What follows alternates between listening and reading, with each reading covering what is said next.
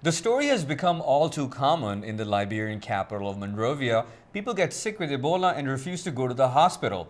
The infection spreads and many die. Reporter Benno Muchler accompanied a local burial team in Liberia. Removing bodies infected with Ebola is dangerous and it's difficult. Here, Benno tells me what it was like to witness and document it. Benno, you were able to get this rare inside look at the burial process for an Ebola victim. Tell us about that. Yeah, I mean, the whole burial process started with removing a dead body of a woman from a village outside Monrovia. Of course, like from a reporter's perspective, it was very interesting to see. And like, I mean, yeah, the guys, like they're doing a tough job. They're doing a necessary job. Like without them doing the job, not many other people, I think, would do it. So the guys are very, very brave. Taken a big risk, like are risking their own lives to help others. After disinfecting the body, the undertakers are preparing themselves to put the body into the body bag. And this point is the risky part.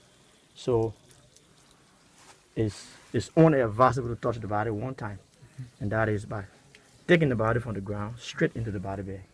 That's the only time the guys are going to get in contact with the body. Infection around this body, I would say, is 100%. While the men are disinfecting themselves, the father shouts at them. The husband can only watch how the undertakers are carrying his dead wife away. For me, it was fascinating to see like all the protection that is behind like the suit that you have to wear. You have to be aware of so many things. However, then like after a while, like the handful of people like who are on that team, they had, like they told me, they had some sort of a routine, like they had performed like 200 or more burials. Benno, you mentioned how brave these healthcare workers are and these burial teams, but I think many of us here would look at you and say that you're pretty brave yourself being there in this environment while this epidemic is going on. Tell us how you keep yourself safe.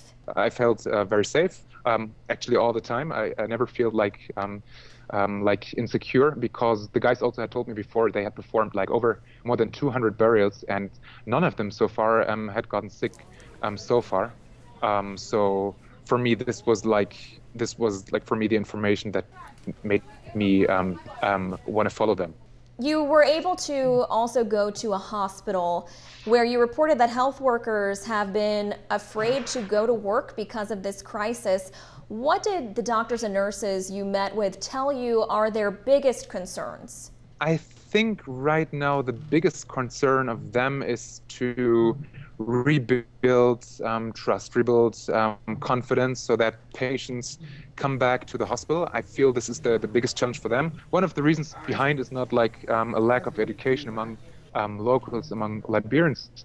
A very big reason is also like lack of trust and confidence in the healthcare system. You know, hospitals are often very poorly equipped. From what you've seen spending time in Liberia, how likely do you think it is that we're going to be able to get this under control, and how bad do you think it's going to get?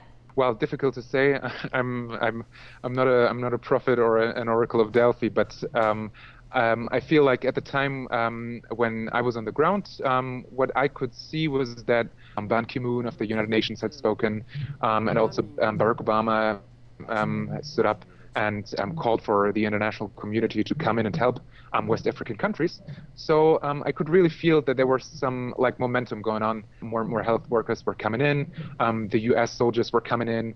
So many things were happening, at least in Liberia. I don't know about Sierra Leone or Guinea. Somehow like a positive sign, but still, I mean, if you follow the news, of course, like you had now the cases in America and Dallas. You had the nurse who contracted the virus in Madrid. It's a very scary.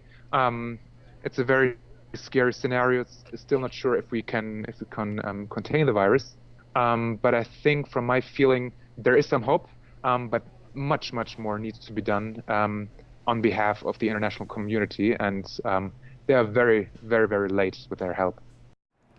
Much more to be done is right. The United Nations has called for almost $1 billion to fight Ebola, but so far international donations have fallen short.